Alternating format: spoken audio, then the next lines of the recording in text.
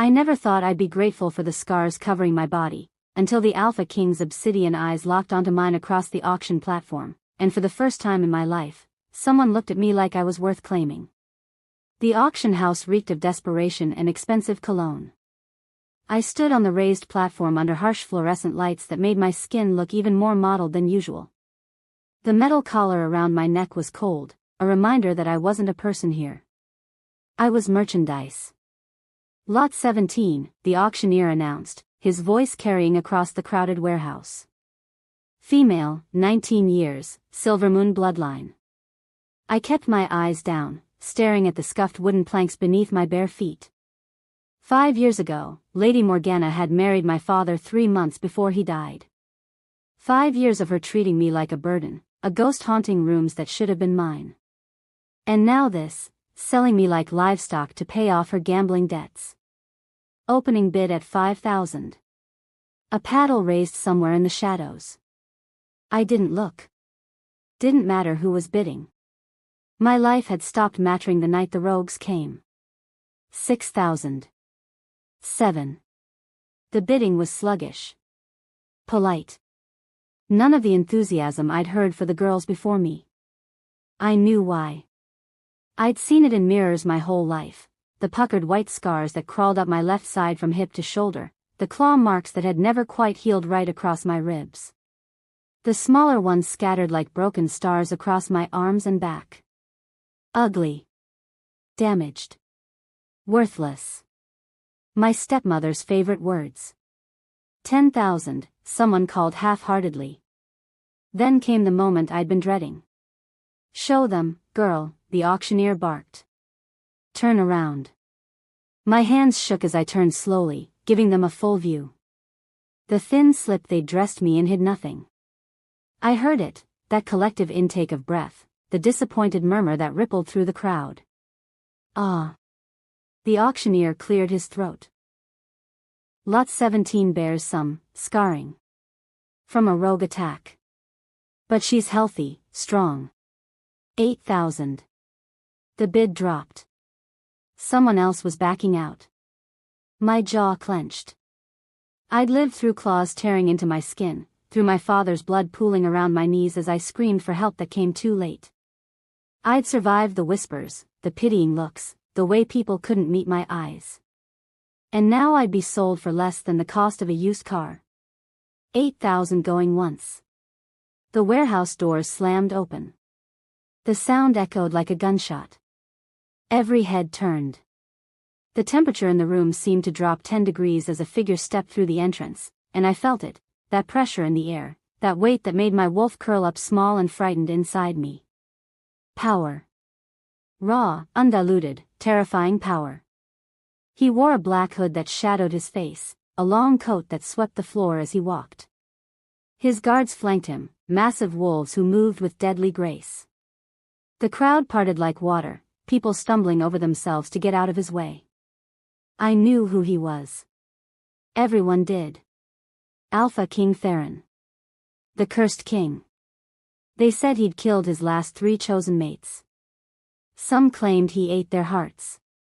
Others whispered darker things, that he was cursed by the moon goddess herself, that death followed him like a faithful hound.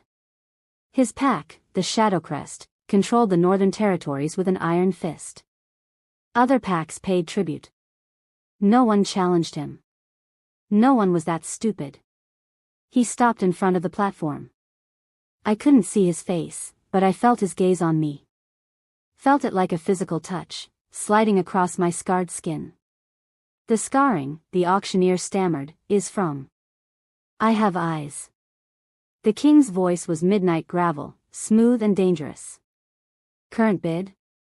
E8,000, Your Majesty. 1 million. The warehouse went silent. Someone dropped their paddle, it clattered against concrete. I stared at the hooded figure, my heart hammering against my ribs. 1 million. For me. It didn't make sense. He hadn't even inspected me, hadn't asked about my bloodline or my wolf strength. Wealthy alphas always inspected their purchases like they were buying breeding stock.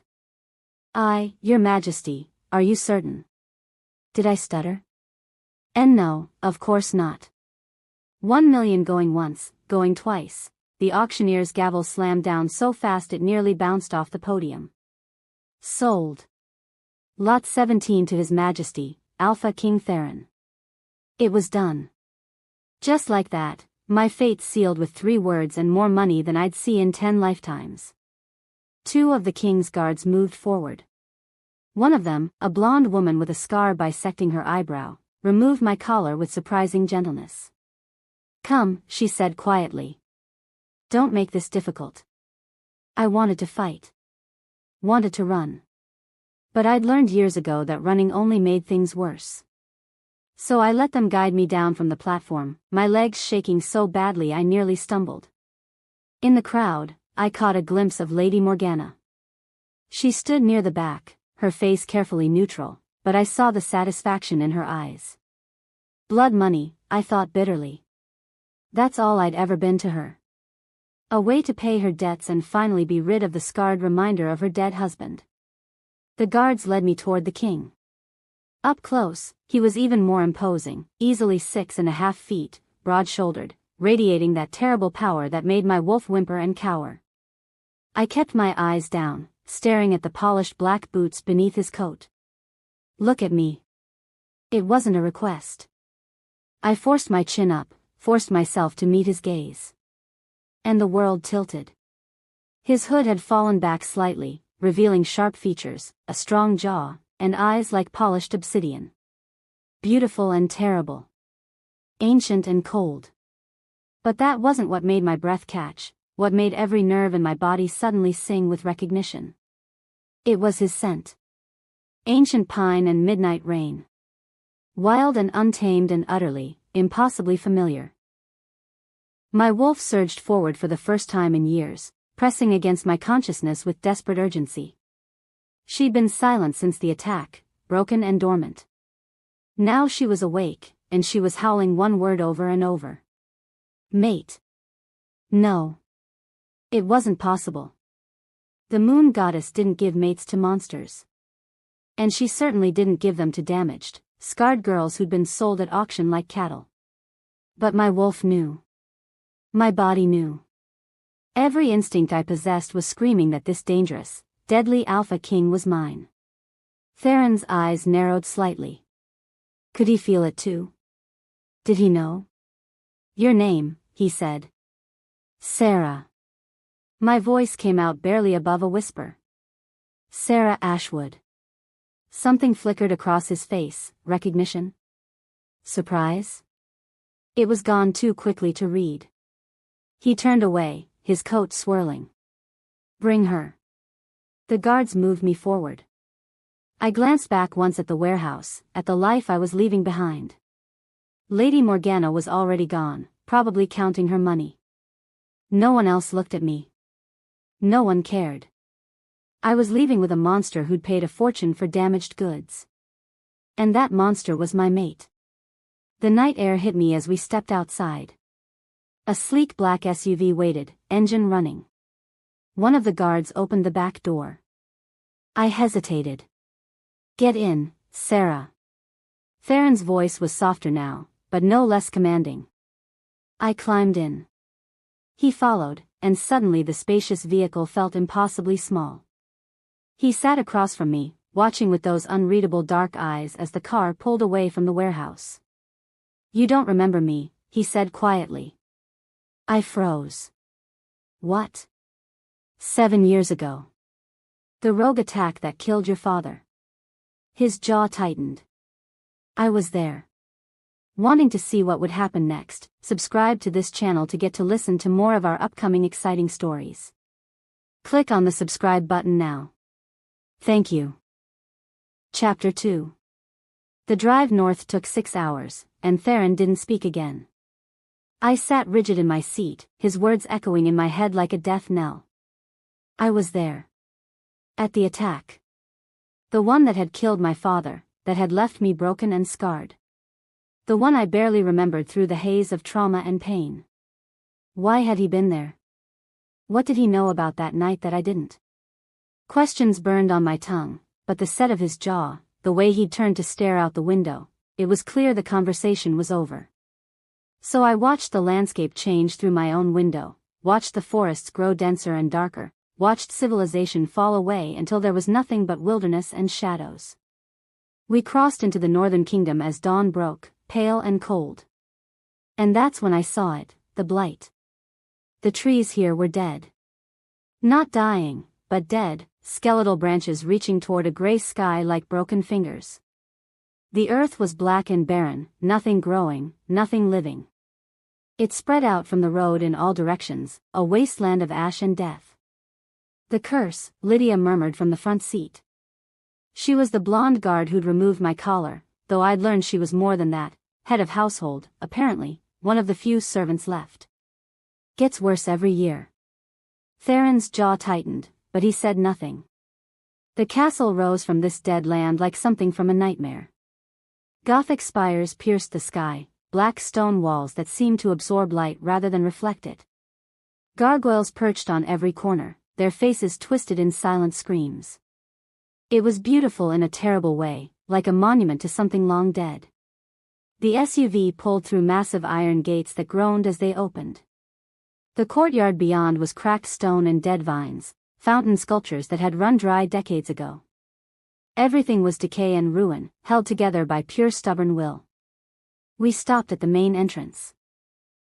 Theron was out before the engine died, striding toward the castle without a backward glance. Lydia sighed, then turned to me. "Come on, girl. Let's get you settled." I followed her up the stone steps, through doors that must have been 15 feet tall. The entrance hall was vast and empty, our footsteps echoing off marble floors. Chandeliers hung from the vaulted ceiling, half their crystals missing. Dust motes danced in the thin light filtering through grimy windows. And everywhere, were the marks. Deep gouges in the walls, 4 parallel lines that could only have come from claws. Massive claws. They scored the marble, tore through tapestries, shredded wooden panels. Some were old, weathered with age. Others looked fresh, the stone still raw and pale where it had been torn. My wolf whimpered, pressing close to my consciousness. She was still awake, still aware. Still whispering that impossible word, mate. "Don't mind the mess," Lydia said, leading me up a grand staircase where the banister had been ripped apart in places. "His Majesty has episodes. Particularly during the full moon." Episodes. Right. The kind that left destruction in their wake. "How many servants are left?" I asked quietly, because I'd seen no one else. No guards at the gates, no staff in the halls. Just emptiness. 7, Lydia said. Used to be over 100. But after. She trailed off, glancing at me. Well. People talk. And they leave. After the mates died, she meant. 3 women who'd come here and never left alive. We climbed to the 3rd floor, then down a long corridor lined with portraits. Alphas and Lunas from generations past, all rendered in oil paint, all staring down with the same obsidian eyes. The Shadowcrest bloodline, ancient and powerful. Lydia stopped at a door near the end of the hall. West Wing. His Majesty's orders are clear, you're to stay here. The East Wing is his private quarters. You don't go there. Ever. What happens if I do? Her expression was carefully neutral. Nothing good. She opened the door, and despite everything, my breath caught. The room was beautiful, or had been, once. A massive 4-poster bed with midnight blue curtains, a fireplace big enough to stand in, windows that overlooked the dead forest. But like everything else, it bore the marks of violence. Claw marks gouged the floor. The mirror above the vanity was shattered, held together by its frame. The wardrobe door hung at an angle, one hinge torn completely free. I'll have some clothes brought up, Lydia said, pretending not to notice me staring at the destruction. Kitchen's on the ground floor if you're hungry. Library's 2nd floor, east side. Stay out of the dungeons, the North Tower, and His Majesty's wing. Those are the rules. And if I break them? She met my eyes, and for the first time, I saw real fear there. Then you'll learn why the last 3 girls didn't survive. She left me there, alone in a ruined room in a dying castle with a king who'd bought me for reasons I didn't understand. I sank onto the bed, my hands shaking. This was insane. All of it. The mate bond thrumming beneath my skin, pulling me toward a man who'd warned me to stay away. The memories stirring in the back of my mind, that night 7 years ago suddenly less certain than it had been. I was there, he'd said. But that was impossible. The report had been clear: rogue wolves, a random attack, my father dying to protect me. There had been no mention of an Alpha King. No mention of anyone else at all. I needed answers. But something told me Theron wasn't going to give them to me. The next 3 days passed in a strange, isolated blur. Clothes appeared in my wardrobe, expensive things, tailored to fit me perfectly despite no one taking measurements. I found food in my room at regular intervals, always still warm, always exactly what I was craving. But I never saw who brought them. I explored the castle during daylight hours, mapping out its massive, maze-like structure. The library was incredible: 3 stories of books, floor-to-ceiling shelves, rolling ladders and hidden alcoves. But half the volumes were damaged, pages torn out, spines broken. More evidence of those episodes. I saw Lydia occasionally, and a few other servants, all older, all skittish, all avoiding eye contact. They moved through the halls like ghosts, silent and invisible. But Theron? Nothing. Not a glimpse, not a sound. He was avoiding me completely, exactly as Lydia had said he would. I should have been relieved. Instead, the mate bond twisted inside me like a knife, pulling me toward the east wing, toward his quarters. My wolf paced restlessly, confused and hurt by the rejection. She didn't understand why our mate wouldn't see us, wouldn't claim us. I tried to explain that he wasn't really our mate, that it had to be some cosmic mistake. But she didn't believe me. She never had. The dream started on the 3rd night. I was 12 again, small and terrified, hiding behind the woodpile while snarls and screams filled the air. My father's voice, shouting orders. The metallic scent of blood. Claws flashing in moonlight. But this time, the dream didn't fade into confused fragments. This time, I saw more. A massive black wolf, larger than any I'd ever seen, tearing into the rogues with lethal precision. Not attacking my father, protecting him. Fighting beside him. And my father calling out to this wolf, calling a name I couldn't quite hear through the roar of battle. Then the dream shifted. My father was bleeding, dying, but he wasn't looking at me. He was looking at the black wolf, now shifted into human form, and he was saying something. Something important. The man was reaching for me. I woke gasping, my nightgown soaked with sweat. My heart hammered against my ribs. That wasn't how I remembered it. That wasn't the story I'd been told. Lady Morgana had said it was a rogue attack. Random. Brutal. That my father had died protecting me from monsters. But in my dream, there had been someone else there. Someone fighting to save us both. Someone with obsidian eyes. I found myself in the library at midnight on the 4th day, unable to sleep, the dreams chasing me from my bed. I discovered a section on pack histories, hoping to find some mention of my father, some clue to what had really happened. The library was dark except for the candelabra I carried, casting dancing shadows across the walls. Rain lashed against the windows, and somewhere in the castle, something groaned. Wind through broken stones, maybe, or the building itself settling under the weight of its own decay. I was deep in the stacks, pulling down a leather-bound volume titled The Beta Lineage of Shadowcrest, when I heard footsteps. Heavy. Measured. Coming closer. I froze, my wolf suddenly alert. I knew who it was before he appeared between the shelves. Knew from the way my skin prickled, from the way the air itself seemed to thicken with power. Theron emerged from the shadows, and my breath caught. He was shirtless, wearing only loose black pants, his feet bare. His chest was sculpted muscle and scars, so many scars, pale lines crossing his dark skin in a roadmap of violence. His black hair was disheveled, his eyes slightly wild. He'd been in one of his episodes. I could see it in the tension of his body, the barely controlled violence humming beneath his skin. "You should be in your room," he said, his voice rough. "So should you," I countered, clutching the book to my chest. "In your wing. That's what you ordered, isn't it? Stay out of your way." His jaw tightened. "I didn't expect you to be wandering at midnight." I couldn't sleep. Neither could I. He took a step closer, and I backed up instinctively, my spine hitting the bookshelf. His eyes tracked the movement, something dark flickering across his face. "Afraid of me, Sarah?" "Should I be?" "Yes." He was close now, close enough that I could feel the heat radiating from his skin, could smell that intoxicating scent of pine and rain.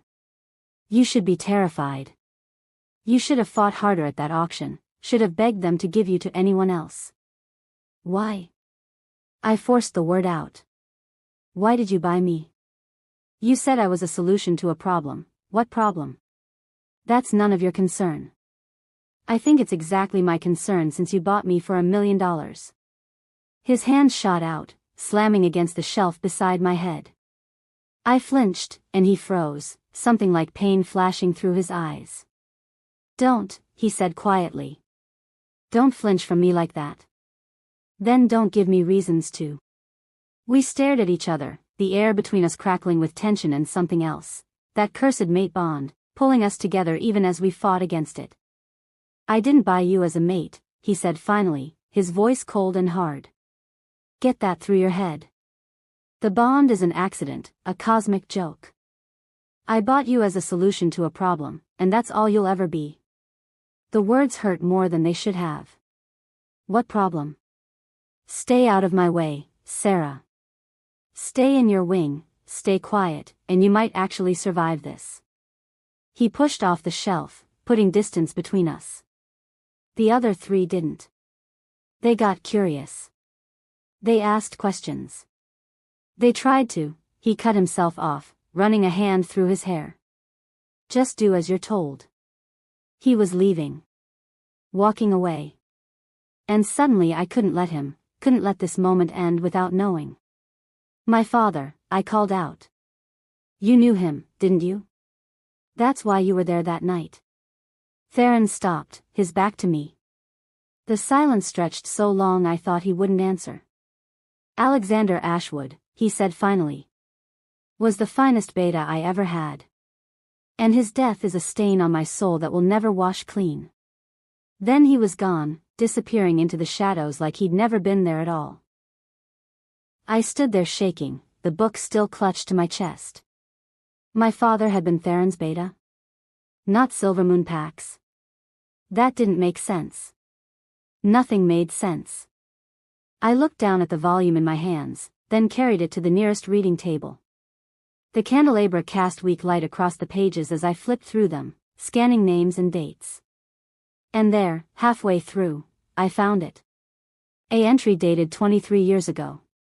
Alexander Ashwood appointed beta to Alpha King Theron Shadowcrest, age 17. My father had served Theron. 4 years, apparently, until... I turned the page, and my heart stopped. It was a portrait, rendered in exquisite detail. 2 men standing side by side, both young, both powerful. One I recognized immediately, Theron, though younger, maybe early 20s, his face not yet hardened by whatever had turned him into the cursed king. He was smiling slightly, one hand on the shoulder of the man beside him. My father. I traced the lines of his face with trembling fingers. I'd been so young when he died, my memories fragmented. But this was him, I knew it in my bones. Strong and steady, with kind eyes and my same dark hair. They looked like brothers. Like friends. Like family. What happened? I thought desperately. What happened between then and that night? Below the portrait, a caption, Alpha King Theron Shadowcrest and Beta Alexander Ashwood, upon the Beta's bonding ceremony. May their bond remain unbroken until the last star falls. I read those words again and again, trying to understand. My father had been Theron's beta. His trusted second. And then, 7 years ago, he died during a rogue attack that Theron had been at, that Theron had apparently fought in. But why had no one told me? Why had Lady Morgana moved us to Silvermoon territory and told me my father had served that pack? Why had she lied about everything? And why, 7 years later, had Theron bought me at an auction? A solution to a problem, he'd said. What kind of problem required buying your dead beta's scarred, broken daughter?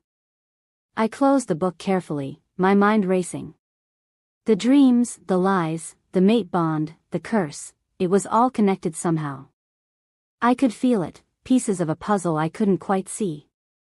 Theron had told me to stay out of his way, to not ask questions.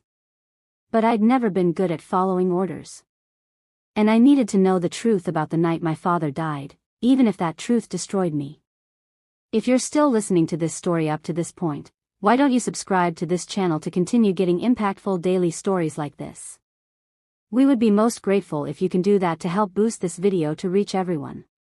Thank you. Chapter 3. The castle grew quieter over the next few days, which seemed impossible given how empty it already was. But the remaining servants moved with increased urgency, their fear palpable in every hushed conversation, every furtive glance. I caught fragments as I passed: 3 days, blood moon, leave before nightfall. On the 5th morning after my arrival, I found Lydia in the kitchen, packing supplies into crates with methodical efficiency. Her hands shook slightly as she worked. "What's happening?" I asked. She looked up, her face drawn. "Blood moon rises in 3 days. We're evacuating." "Evacuating? Why?" Lydia set down the jar she was holding, meeting my eyes with an expression of deep sadness. "Because that's when the curse is strongest. When His Majesty becomes something else. Something even he can't control." I pulled out a chair and sat, my legs suddenly unsteady. "Tell me. Please. I need to understand." She hesitated, then sighed, sinking into the chair across from me. "How much do you know about curses, girl?" "Only what everyone knows. They're rare. Cast by witches or the moon goddess herself as punishment." "This one's both," Lydia said quietly. 10 years ago, His Majesty was betrayed by someone he trusted. In his rage, he slaughtered an entire pack, men, women, children. All of them. She closed her eyes.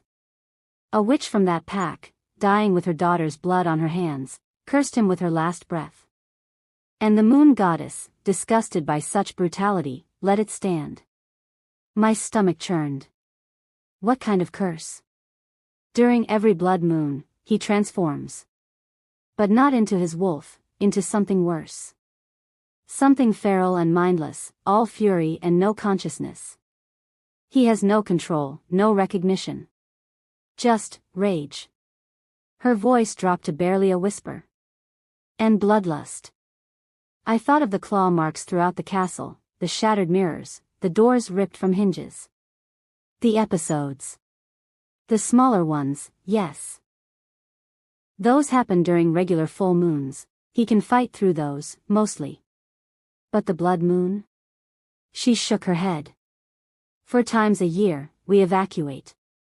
4 times a year, we leave him chained in the dungeon, alone with his monster. And 4 times a year, we come back to find the dungeon destroyed and His Majesty barely alive.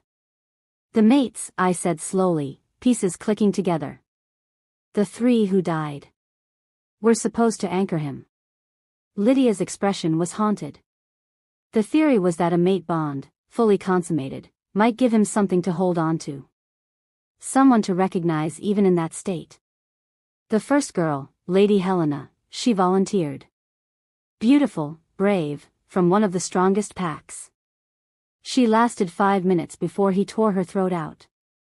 I felt bile rise in my throat. The second, Lady Iris, she was a witch herself. Thought she could use magic to bind him. She was wrong. Lydia's hands clenched on the table. The third, Lady Morgaine, she was a warrior. Fought him for nearly an hour. But in the end, she didn't need to finish. They'd all died. All three mates, chosen to save him, had been killed by the very man they were trying to anchor. Why doesn't he just end it? I asked quietly. If he's that dangerous. Because he's still king. Still responsible for thousands of wolves in his territory. And because. Lydia looked at me meaningfully. Because he's still looking for a way to break the curse. Still hoping there's a solution. A solution to a problem. That's why he bought me, I whispered. He thinks I'm, what? The fourth attempt? I don't know what he thinks, Lydia admitted. He's told me nothing about you, about why he paid so much. But the timing, she gestured helplessly. The blood moon rises in 3 days. And he brings home a girl with a mate bond? That's not coincidence. I stood abruptly, pacing to the window. Outside, the dead landscape stretched endlessly, a testament to Theron's curse. 10 years of this. 10 years of becoming a monster, of killing everyone who tried to help him, of waking up covered in their blood. You need to leave, Lydia said firmly. Before the moon rises. I'll help you escape, give you money. No. She blinked. Girl, you don't understand. I understand perfectly. I turned to face her, my decision crystallizing. He bought me. Paid a fortune for me. Maybe he does think I'm some kind of solution, or maybe he just wanted to give me a better life than being sold to the highest bidder at that auction. My wolf stirred, approving. Either way, I'm not running. He'll kill you. Lydia's voice broke. I've seen what's left after. I've helped clean up the. She stopped, pressing a hand to her mouth. Maybe, I acknowledged. But maybe not. I'm his mate, Lydia. True mate, recognized by my wolf. That has to mean something. It meant nothing to the others. The others weren't true mates. They were chosen, selected. This is different. Even as I said it, I wasn't sure I believed it. But I couldn't leave. Wouldn't. The mate bond pulled at me constantly now, stronger each day, and the thought of abandoning Theron to face his monster alone made my chest ache. Lydia studied me for a long moment, then sighed. You're braver than you look. Or more foolish. She stood, squaring her shoulders. If you're staying, there are things you need to know. Come with me. She led me to the dungeons. I'd avoided them before, heeding her warning. Now, as we descended the stone stairs into darkness, I understood why. The dungeons weren't just old cells, they were a prison designed to contain something powerful and deadly. The walls were solid stone, 3 feet thick. The doors were reinforced steel with complicated locking mechanisms. And everywhere, floor, walls, ceiling, were chains. Massive iron chains anchored into bedrock, each link as thick as my wrist. The largest cell at the end of the corridor was a disaster. The walls bore deep gouges, scratches so deep they'd carved through stone. The chains had been torn free in places, dangling uselessly. Dried blood stained the floor in dark patches. This is where we lock him, Lydia said quietly. Those chains are spelled silver and iron, poisonous to shifters, limiting his strength. They're supposed to hold him. Supposed to? He breaks free every time. Usually within the first hour. She pointed to the mangled restraints. We reinforce them each month, but it doesn't matter. When he transforms, he has the strength of 20 wolves. I moved closer, running my fingers over the claw marks. They were deeper than the ones upstairs, carved with desperate violence. How long does it last? From moonrise to dawn. 8 hours, give or take. 8 hours of being a mindless monster, trapped in chains, alone in the dark. 4 times a year for 10 years. My heart ached for him. There's more you should know, Lydia said, her voice strained. About your father. I turned sharply. What about him? Alexander Ashwood was beta here, yes. But he was also the one investigating the curse. Searching for a way to break it. She met my eyes. He died the same night he said he'd found something. A way to end it. The dungeon suddenly felt colder. The rogue attack was no random attack. Lydia's expression was grim. There's a reason His Majesty was there that night. He and your father were meeting in secret, outside the territory, to discuss what Alexander had found. But someone knew. Someone sent those rogues.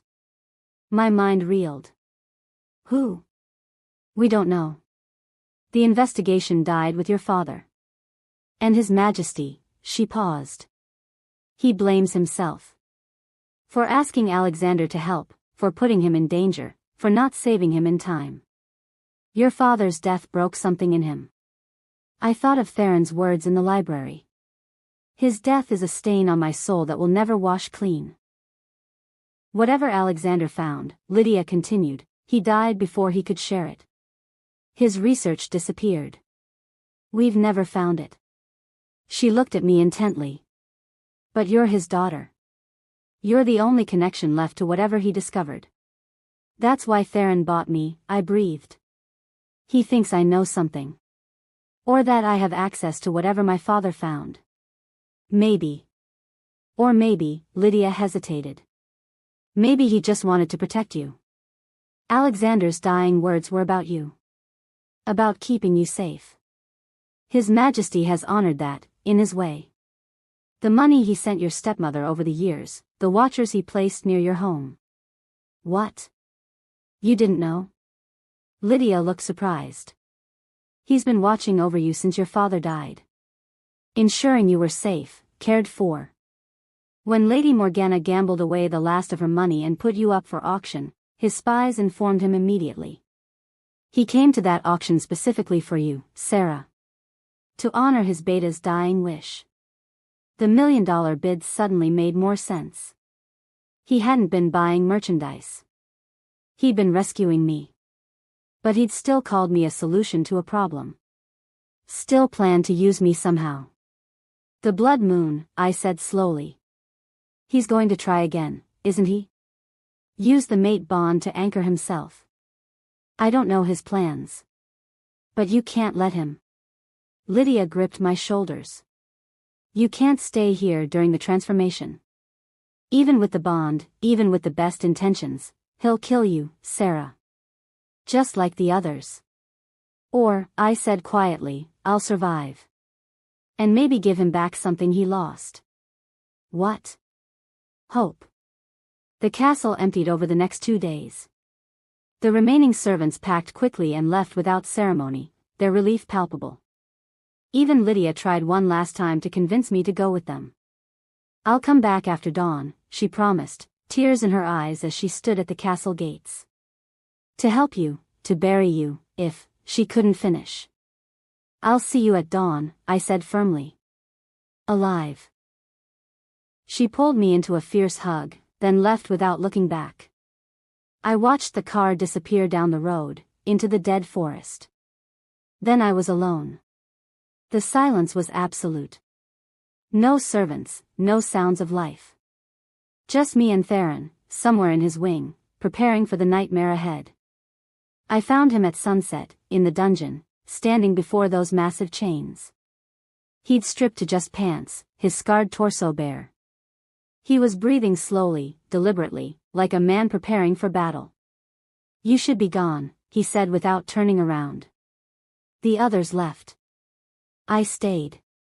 Then you're more foolish than I thought. He finally looked at me, and the anguish in his eyes nearly broke me.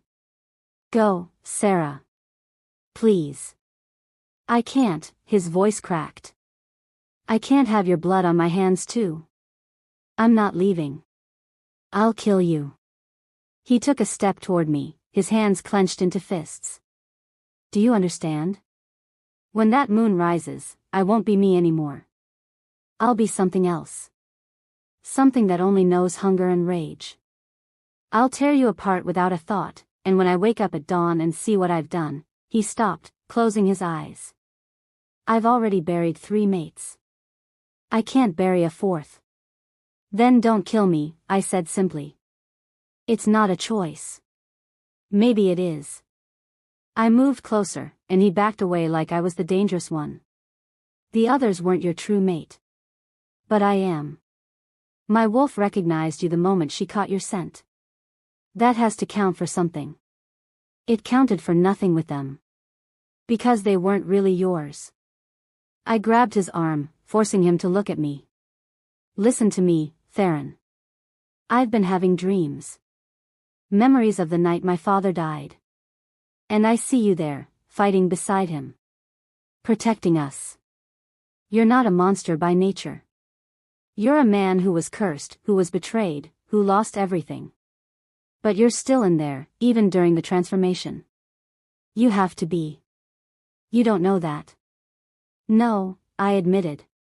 I don't. But I'm willing to bet my life on it. Well, I'm not. He pulled away, running both hands through his hair. God, Sarah, why are you doing this? Why do you care? Because you're my mate. The words came out raw and honest. Because you bought me when no one else wanted me. Because you've been protecting me for years without me even knowing. Because, my voice softened. Because I think you've been alone long enough. He stared at me, something breaking in his expression. If I kill you. You won't. But if I do. Then I'll die knowing I tried. I squared my shoulders. Now stop arguing and tell me what to do. For a long moment, I thought he'd refuse. Thought he'd physically throw me out of the castle and bar the doors. But then his shoulders sagged in defeat. The chains, he said quietly. They need to go on before the transformation starts. Wrists, ankles, neck. And then you run. You go to your room, you lock the door, and you pray I don't break free and hunt you down. No. His eyes flashed dangerously. That wasn't a request. I'm not leaving you alone in the dark. I walked to the chains, examining the restraints. Show me how they work. Sarah. Show me. He stared at me for a long moment, then cursed under his breath and came over. His hands were gentle as he demonstrated the locking mechanisms, explaining which chains went where. His fingers brushed my skin, and even now, facing death, the mate bonds sang between us. You're insane, he muttered. Probably.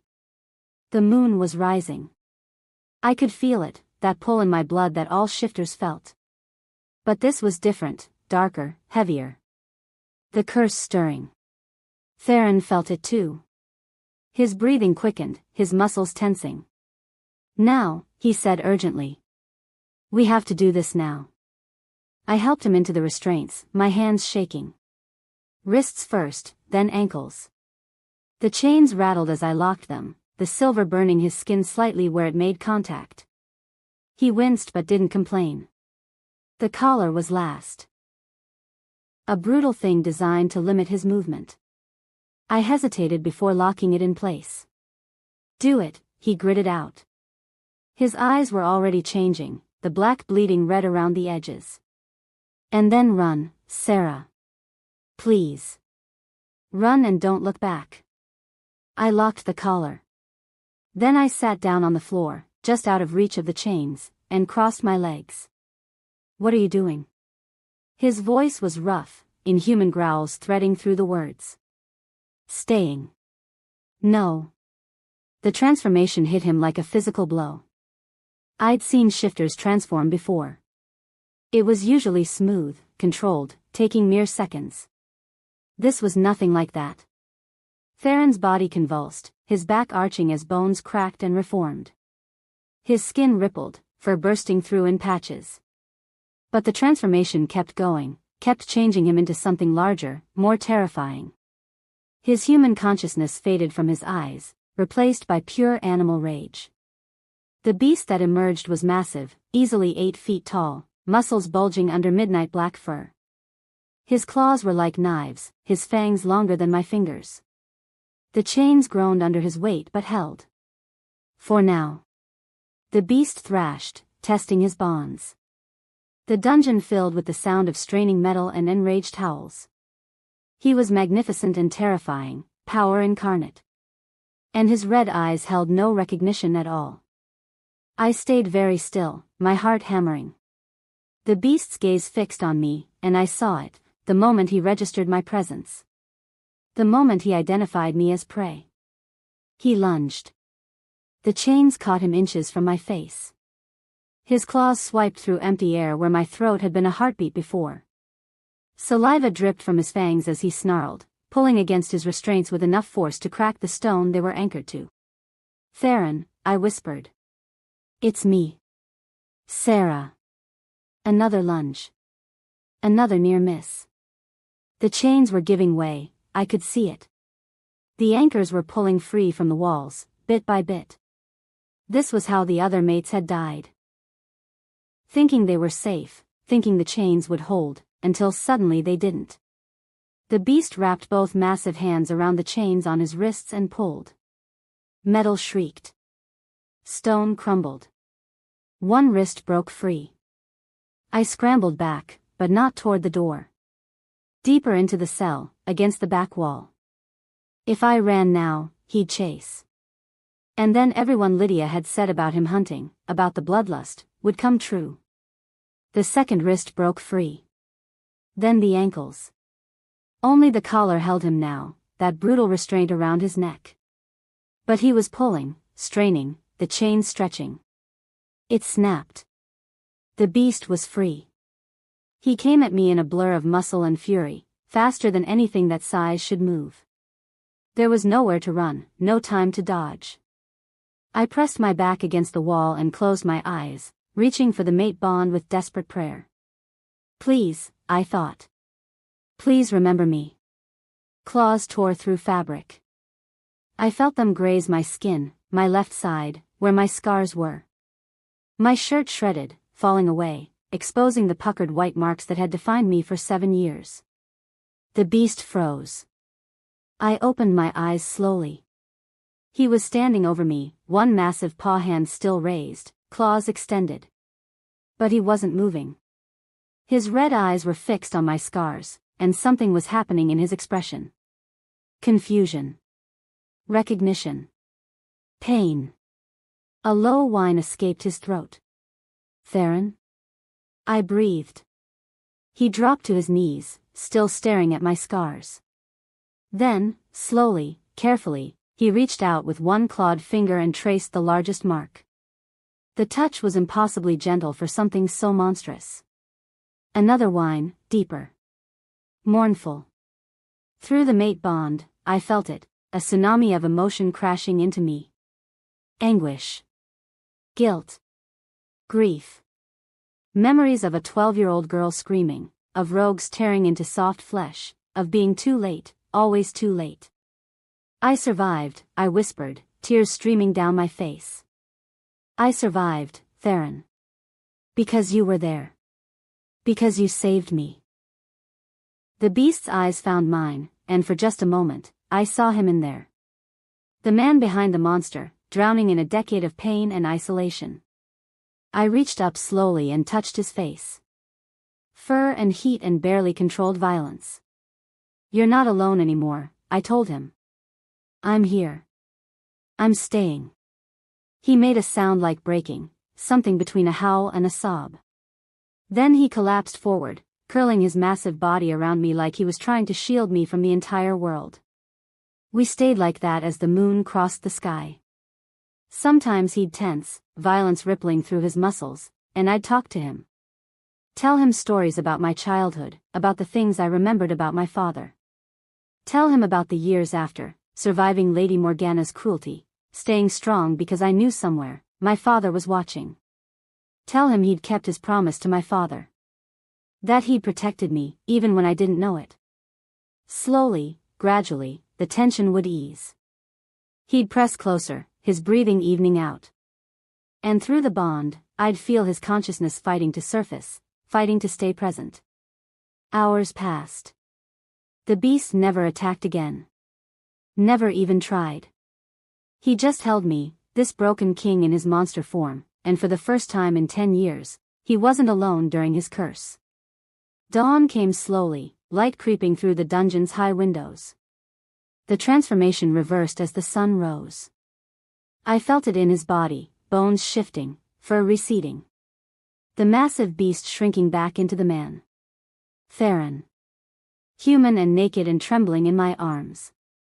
His eyes opened, obsidian black, no red, no curse. Just a man staring at the woman he'd somehow not killed. "You survived," he whispered, his voice hoarse. Disbelieving. "You're the first to survive." I smiled through my tears, my hand cupping his scarred face. "I told you I would." He looked down at himself, at the lack of blood on his hands, at me whole and breathing in his arms.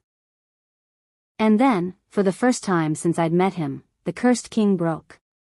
He buried his face against my shoulder and wept. If you're still listening to this story up to this point, why don't you subscribe to this channel to continue getting impactful daily stories like this? We would be most grateful if you can do that to help boost this video to reach everyone. Thank you. Chapter 4. Word spread like wildfire. Within 2 days of the blood moon, messengers arrived at the castle gates, the first visitors in months. Envoys from neighboring packs, bearing gifts and congratulations.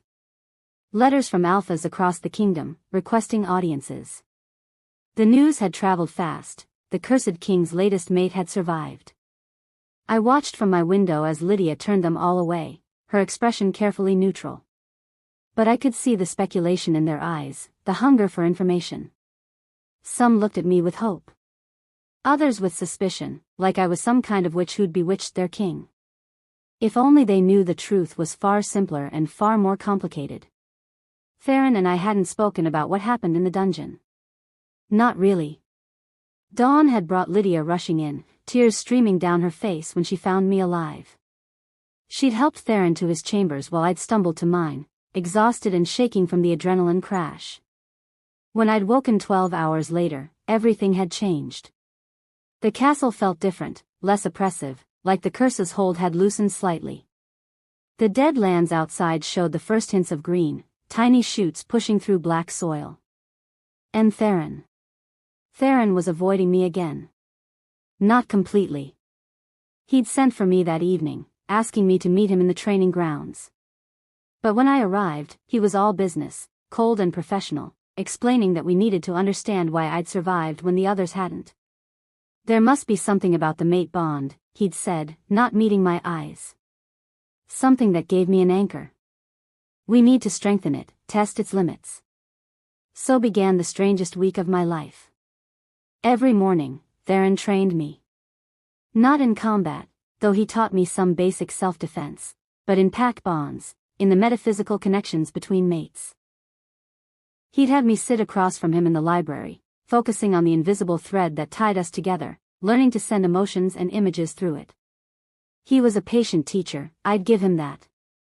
But he maintained careful distance, never touching me unless necessary, never letting our sessions last longer than a few hours. The moment I'd try to talk about anything personal, he'd shut down. Focus, Sarah.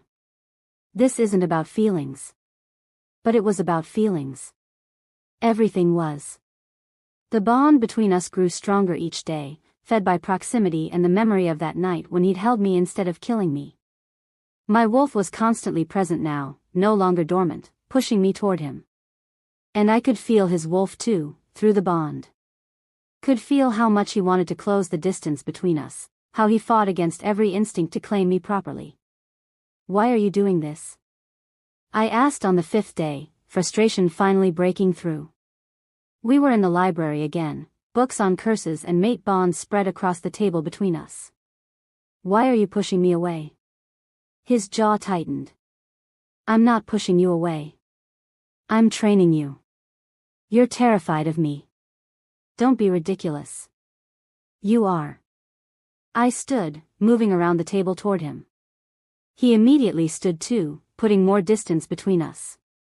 "You're terrified of what happened in that dungeon. Terrified that I might actually mean something." You do mean something, he said sharply. You're the first person to survive my curse. You're the potential key to breaking it. Of course you mean something. That's not what I meant, and you know it. We stared at each other across the library, tension crackling in the air. His hands were clenched at his sides, and through the bond, I felt his control fraying. I've killed 3 mates, Sarah, he said quietly. 3 women who came to me with hope, with love, thinking they could save me. I tore them apart. Do you understand? I held their hearts in my hands. His voice broke. I won't do that to you. I won't let myself care only to. It's too late, I interrupted. You already care. I can feel it through the bond. You care so much it's eating you alive. He looked away, a muscle working in his jaw. That's why we need to keep training. To strengthen the bond enough that it'll hold during the next blood moon. That's all this is. Liar. Sarah. The library doors burst open. Lydia stood there, her face pale, holding a letter with a broken seal. Your Majesty. We have a problem. The problem arrived 2 hours later in an ornate carriage bearing the Silvermoon Pack crest. I stood beside Theron in the castle's entrance hall, my stomach twisted in knots. I'd recognized that crest immediately. It was the pack Lady Morgana had moved us to after my father's death. The pack she'd claimed he'd served. All lies, I now knew. But they didn't know I knew. The carriage doors opened, and my stepmother emerged like a queen, dressed in expensive furs and dripping with jewelry I'd never seen before. Behind her came 6 guards in Silvermoon colors, and a man I didn't recognize, tall, blonde, with the arrogant bearing of an alpha. Lady Morgana's smile was poisonous as she approached. Your Majesty. How gracious of you to receive us. Lady Morgana. Theron's voice was ice. You weren't invited. No, but I'm afraid this couldn't wait. Her eyes found me, and something cruel flickered there. Hello, Sarah dear. You're looking well. Prison life must agree with you. My hands clenched into fists. What do you want? Want? Why, I want what's rightfully mine. She gestured to the blonde man. May I introduce Alpha Darius of Silvermoon Pack? My stepson from my first marriage. My stomach dropped. I remembered Darius vaguely. He'd been away at Alpha training for most of the years Morgana had been married to my father. I'd only met him once or twice. Darius stepped forward, his smile not reaching his eyes. Miss Ashwood. It's been too long. Has it? I kept my voice flat. Indeed. Especially given our arrangement. He pulled a document from his jacket, holding it up. A betrothal contract, signed by your late father and my late father 8 years ago. You were promised to me, Sarah. As my future mate and Luna. The world tilted. That's not possible. My father never. Your father Alexander Ashwood, Morgana interrupted smoothly, signed this contract before his death. You were to be married to Darius upon reaching maturity. It's all quite legal and binding. I looked at Theron, desperate. His expression was carved from stone, giving nothing away. But through the bond, I felt his rage, cold and controlled and absolutely lethal. The contract is void, Theron said quietly. I purchased Sarah legally at auction. She's mine now. Ah, but that's the issue, Your Majesty. Morgana's smile widened. The auction was illegal. Selling a betrothed woman without her intended's consent violates pack law. The sale is null and void. She gestured to her guards. We're here to retrieve stolen property and demand restitution for the insult. I am not property, I spat. You're whatever I say you are, girl. Morgana's mask slipped for just a moment, showing the venom beneath. You're betrothed to Darius. That makes you Silvermoon's concern, not Shadowcrest's. The betrothal was never consummated or formally recognized by either pack, Theron said, his voice dangerously soft.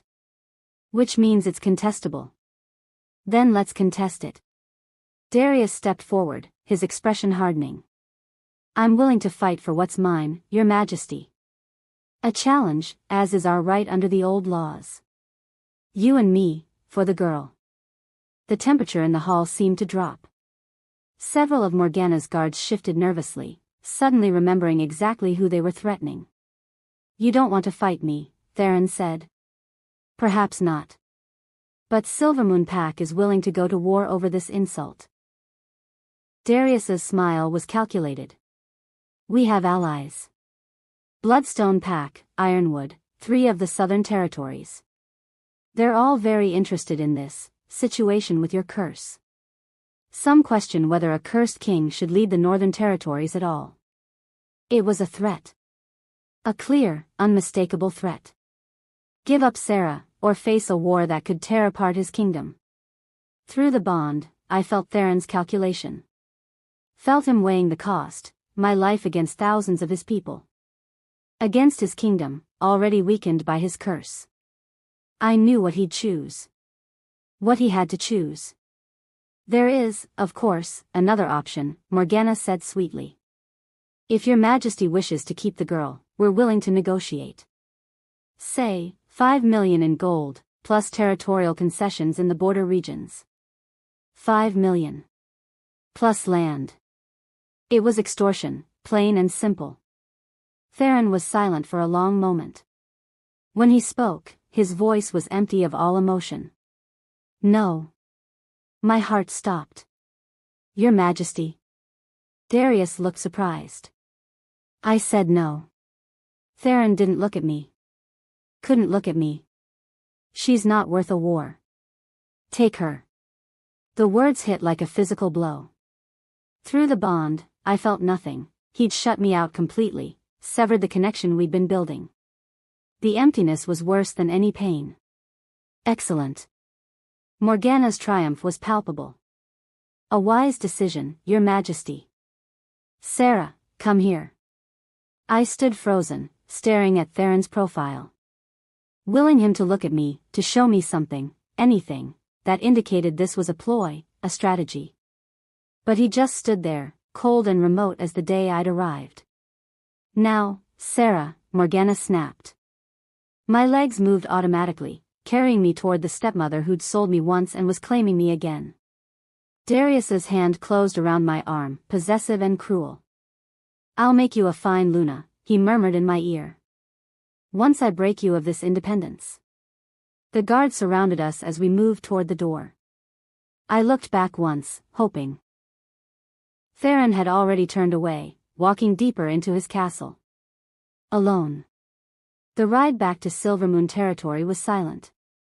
I sat between 2 guards, Morgana across from me, Darius beside her. They didn't bother restraining me. Where would I run? My mate didn't want me. Had given me up without a fight. You're probably wondering about the contract, Morgana said conversationally, examining her nails. It's real, you know. Though Alexander didn't sign it. I looked up sharply. I did. Forged his signature quite well, if I do say so myself. She smiled. Had it backdated and everything. Darius and I have been planning this for years, dear. Why do you think I married your father in the first place? Access to his bloodline, his connections. And when he died so conveniently. You had him killed, I whispered. Don't be dramatic. The rogues killed him. I just ensured they knew where to find him that night. She leaned forward. Your father was investigating the cursed king's past. Getting too close to dangerous truths. It was time for him to go. Rage burned through me. You. Sold you to pay my debts, yes. But then that cursed bastard had to interfere, buying you himself. Her expression hardened. Do you know what you're worth, girl? What your bloodline is worth? More than 1 million. More than 5. Your leverage against the most powerful alpha in the kingdom. I don't understand. You will. Darius's hand tightened on my arm. Once we're married, once you bear my children, will have claim to both Silvermoon and Shadowcrest territories. Your blood is the key to everything. My blood. My bloodline. What did they know that I didn't? Back at the castle, Lydia found Theron in his study, staring at nothing. You let her go, she said quietly. I had no choice. His voice was hollow. I won't start a war over one girl. She's not just one girl. She's your mate. A mate I would have killed if the curse hadn't been broken.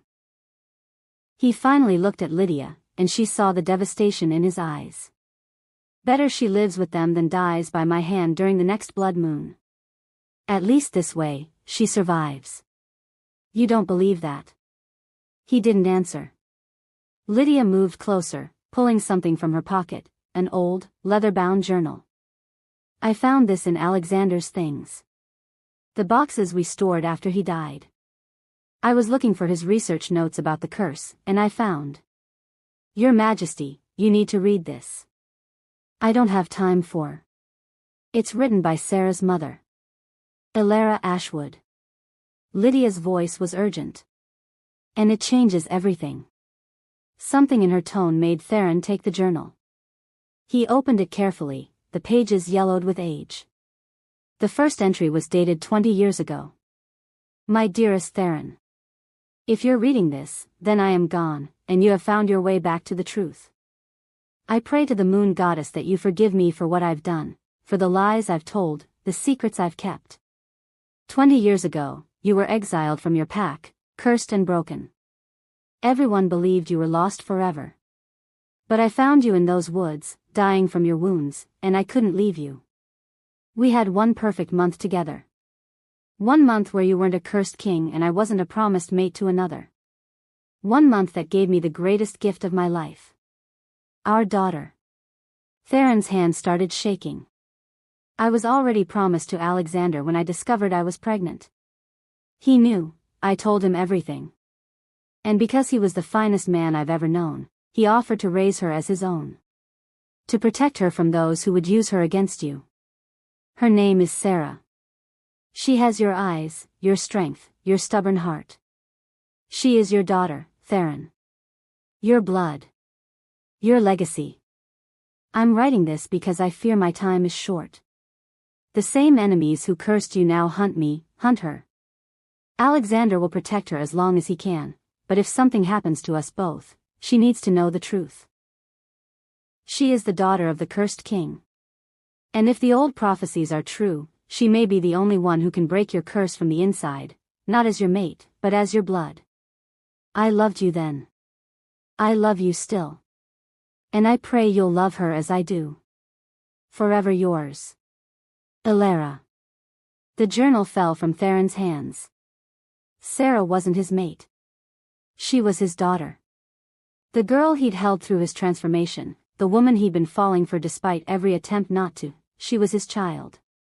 His flesh and blood.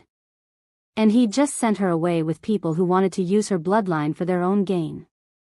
The rogue attack, Lydia said quietly. It wasn't random. It was an assassination attempt. They were trying to kill Theron's bloodline, both Alexander, who knew the truth, and Sarah, who carried your blood. Theron stood abruptly, the chair crashing backward. How long ago did they leave? 2 hours, maybe 3. Get me a horse. Now. Your Majesty. Now. The command held the full weight of an alpha's power. She's my daughter, Lydia. My daughter. And I just handed her to my enemies. He was already moving, already shifting into action. The careful control shattered, replaced by a father's desperate fear. Behind him, on the desk, the journal lay open. One more passage visible in Elara's elegant handwriting. P.S. The rogues who came for us? They wore Silvermoon colors beneath their disguises. Morgana has been planning this for longer than we knew. Trust no one from that pack. And if anything happens to me, protect our daughter. She's the key to everything. Theron burst from the castle into the dying light, his wolf already surging forward. He had a daughter to save. And this time, he wouldn't be too late. If you're still listening to this story up to this point, why don't you subscribe to this channel to continue getting impactful daily stories like this? We would be most grateful if you can do that to help boost this video to reach everyone. Thank you. Chapter 5. The carriage wheels rattled over rough terrain as we traveled deeper into disputed territory, the borderlands between Shadowcrest and Silvermoon. I sat in numb silence, trying to process everything Morgana had revealed, trying to understand why my bloodline mattered so much. But mostly, I was trying to ignore the hollow ache in my chest where the mate bond had been. Theron had severed it completely.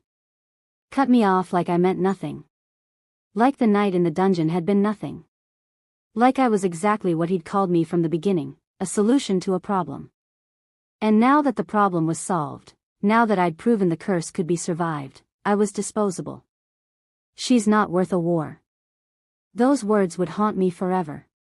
We'll be across the border in an hour, Darius said, checking his pocket watch. His hand still gripped my arm, possessive and threatening. Once we're on Silvermoon soil, even the cursed king can't touch us without declaring war. He won't come, Morgana said dismissively. He made his choice. The girl isn't worth the trouble. But something in her voice sounded uncertain. And through the fog of my grief, I felt it, a pull, faint but growing stronger. The bond wasn't completely severed. Just, muffled. Like Theron had thrown up walls but couldn't completely cut the connection. Was he following us? The carriage suddenly lurched to a stop. What? Darius started. The horses screamed. I heard the guards shouting, heard the clash of steel and the snarls of wolves. The carriage door was ripped open, not by our guards but by a massive black wolf with obsidian eyes. Theron. He'd shifted mid-run, and even in wolf form, his power was unmistakable. The Silvermoon guards scrambled backward, their wolves whimpering in submission to a superior alpha. Theron shifted back to human form in a fluid motion, standing naked and magnificent in the fading light. His eyes found mine, and I saw something I'd never seen before, raw, desperate fear. Sarah, he said, and his voice broke on my name. Come here. Now. She's not going anywhere, Darius snapped, pulling me against him. A knife appeared at my throat, silver glinting in the moonlight. One more step and I'll. Theron moved faster than thought.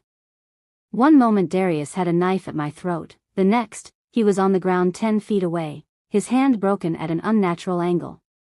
The knife lay in the dirt, and I was free. Don't touch her. Each word was a death sentence. Morgana stepped out of the carriage, her composure cracking. You fool. You can't just attack a Silvermoon alpha. I can do whatever I want. Theron's voice was deadly calm. Especially when that alpha threatened my daughter. The world stopped. What? I whispered. Your mother was Alara Ashwood. Before she married Alexander, before she became part of Silvermoon, she was mine. My true mate. Theron's eyes never left my face. We had 1 month together before my curse forced me into exile. 1 month that gave her you. I couldn't breathe. That's not possible. My father. Alexander Ashwood was a good man who loved your mother enough to raise another man's child as his own. To protect you from my enemies. Theron took a step closer, his expression raw. You're not my mate, Sarah. You're my daughter. And I just gave you away to the people who tried to kill you 7 years ago. Lies, Morgana spat. Don't listen to him, Sarah. He's trying to manipulate you. Show her your back, Theron said coldly. Show her the scar you hide beneath all those expensive clothes. Morgana paled. What scar? I asked. Your mother gave Morgana that scar 20 years ago, when Morgana tried to poison me the first time. Alara stopped her, fought her, marked her. Theron's voice was ice.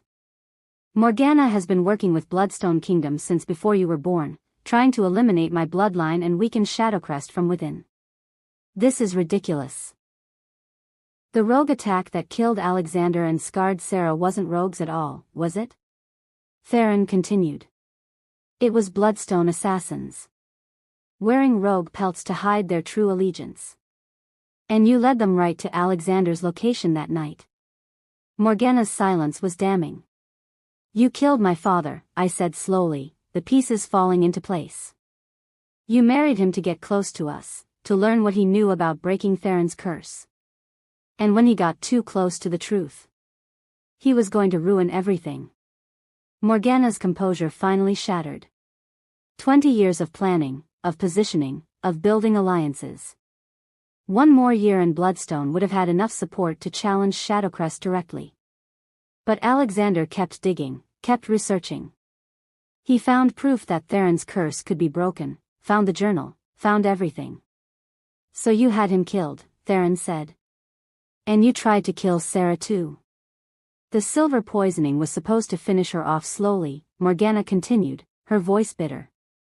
A child that weak, that wounded, she should have died within a year. But she survived. She always survived. So I kept her close, kept her contained. Made sure she'd never shift, never realize what she was. My scars. The ones that had never quite healed right, that had ached and burned for years. You poisoned me. With silver dust, applied every few months to keep your wolf dormant. To ensure you'd never shift, never realize you carried alpha blood. Morgana's smile was vicious. You were supposed to be a pawn, nothing more. A piece to be sold when useful. But then the cursed king had to interfere. She didn't get to finish. Theron's hand was around her throat, lifting her off the ground. You tortured my daughter for 7 years. Poisoned her. Sold her. His voice was barely human. Give me one reason I shouldn't end you right now. Because I'm not the only one, Morgana choked out. Bloodstone has agents everywhere. In Silvermoon, in Ironwood, even in your own territory. Kill me, and they'll just send someone else for her. The White Wolf Princess must die, those are their orders. White Wolf? I repeated.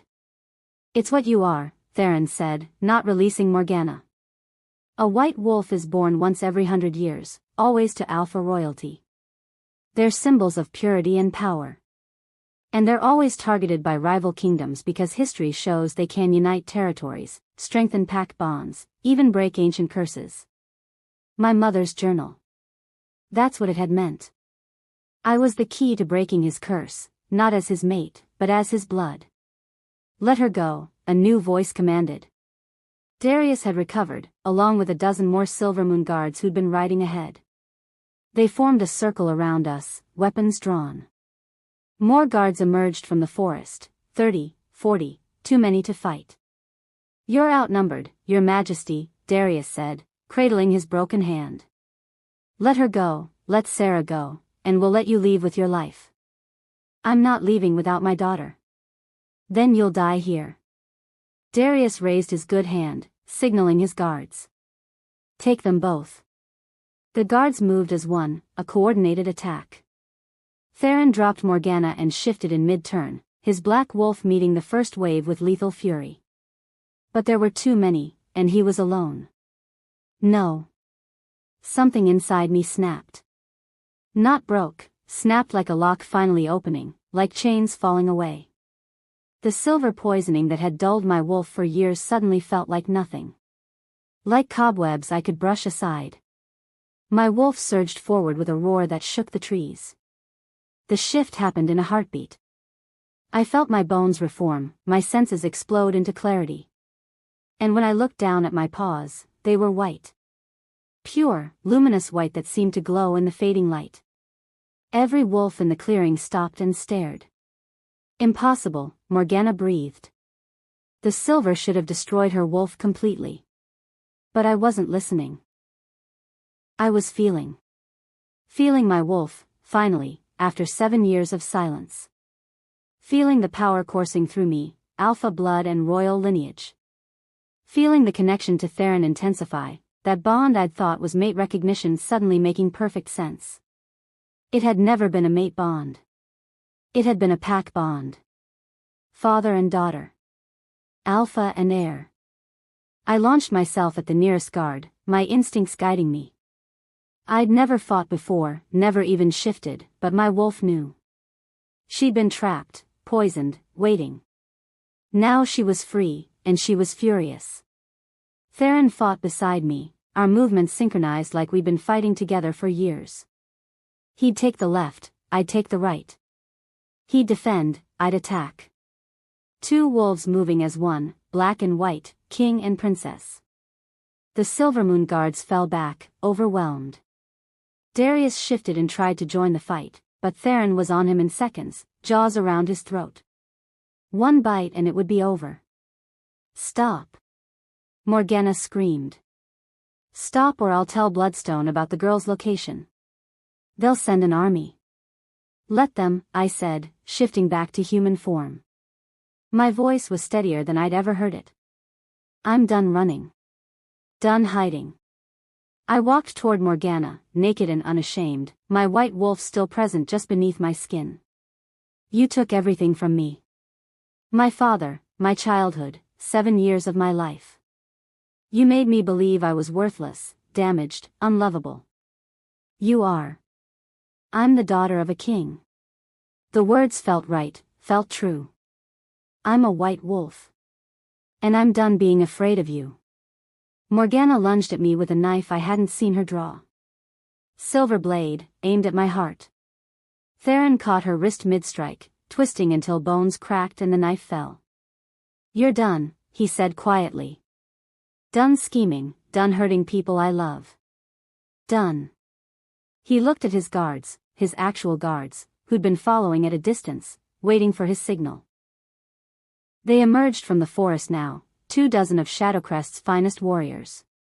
Take her to the dungeons, Theron ordered. And Darius.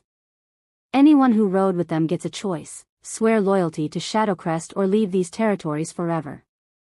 The Silvermoon guards looked at each other, then at me. The White Wolf Princess. The symbol they'd heard about in legends.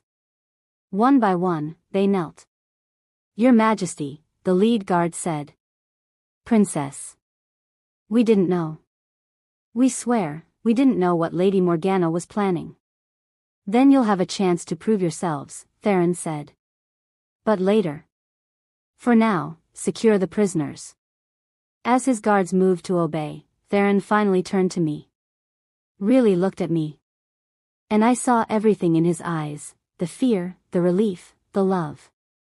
The recognition of a daughter he'd never known he had. I'm sorry, he said, his voice rough. For everything.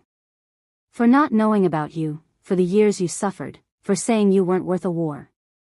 You're worth everything, Sarah. Everything. You couldn't have known. I took a step toward him, this man who was my father, who'd bought me at auction to honor a promise to his beta, who'd held me through his curse without knowing why the beast had recognized me.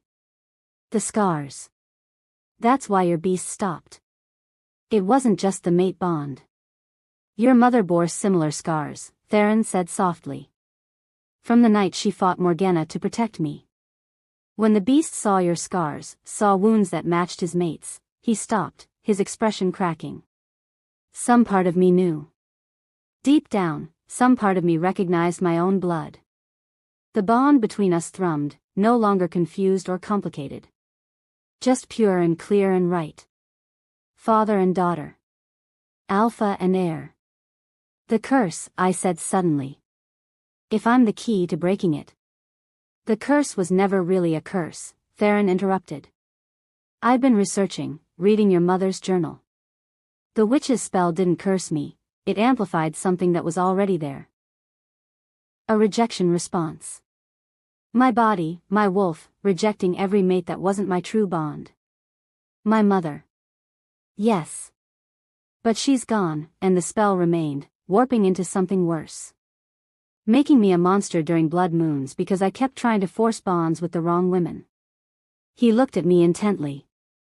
But you carry her essence, her blood. When you survived that night in the dungeon, when you stayed with me, you gave my wolf what it needed. Recognition of my true mate's bloodline. So I did break the curse. Not completely. But enough that I might be able to fight it now, with your help. With pack bonds properly formed, father and daughter, alpha and heir. He held out his hand. If you'll accept that. Accept me. Accept this life. I thought about the girl I'd been a week ago. Scarred and broken, sold at auction, believing she was worthless. I thought about everything I'd learned, everything I'd lost and found. And I thought about the choice before me. I could walk away, reject this destiny, find some quiet life where I was just Sarah, nobody special. Or I could embrace what I was. Who I was. The daughter of a cursed king and his fated mate. A white wolf princess. An heir to power and responsibility and purpose. I took his hand. I accept. Theron pulled me into his arms, holding me like I was precious, like I was the most important thing in his world. And through our bond, I felt his relief, his joy, his fierce protective love. This was home. Not a place, but a person. A family I'd never known I had. We stayed like that for a long moment, father and daughter, finally found. Then the sound of hoofbeats shattered the peace. One of Theron's scouts burst through the trees, his horse lathered and exhausted. Your Majesty. Urgent news from the southern border. Theron released me, his expression turning cold and focused. Report. Bloodstone Kingdom has mobilized their forces. 3,000 strong, marching toward our territory. The scout's face was grim. They're declaring war, Your Majesty. And their king is demanding we surrender the White Wolf Princess or face total annihilation. Silence fell over the clearing. 3,000 soldiers. Against our weakened forces, still recovering from years of curse-induced decline. It wasn't a battle, it was an execution. How long until they reach our borders? Theron asked. 3 days. Maybe 4. Theron's jaw tightened. He looked at me, and I saw the calculation in his eyes. The terrible choice, sacrifice his daughter to save his kingdom, or fight a war they couldn't win. But I'd already made my choice. I'd already accepted who I was. Let them come, I said, my voice steady. I'm not running anymore. Not from Morgana, not from Bloodstone, not from anyone. Sarah. I'm a white wolf, right? A symbol of power and unity? I looked around at the kneeling guards, at the scouts, at everyone watching us. Then let's use that. Let's remind every pack in this kingdom what we're capable of when we stand together. Theron stared at me for a long moment. Then, slowly, he smiled, a real smile, proud and fierce. My daughter, he said, loud enough for everyone to hear. The White Wolf Princess. And she's not going anywhere. A cheer went up from the guards. Even the former Silvermoon wolves joined in, howling their approval. We had 3 days to prepare for war. 3 days to unite a fractured kingdom, to heal old wounds, to become what we needed to be. 3 days to prove that the cursed king and his white wolf daughter were worth fighting for. As we rode back towards Shadowcrest Castle, Theron beside me, an army at our backs, I felt my mother's presence. Felt her approval in the wind, in the bond between father and daughter, in the white wolf that finally ran free. Thank you, I thought. For giving me this. For giving me him. The castle rose before us, no longer a prison of decay and death. Now it was a fortress, a home, a symbol of everything we'd become. The cursed king and the white wolf princess. And Bloodstone Kingdom was about to learn what happened when you threatened a family that had already lost everything. We had nothing left to lose. And everything to fight for. Thank you for watching this video. Subscribe, like and share this video to continue listening to this type of story daily and also, to appreciate this community too. I would like to hear your wonderful opinion about this story. Please comment below.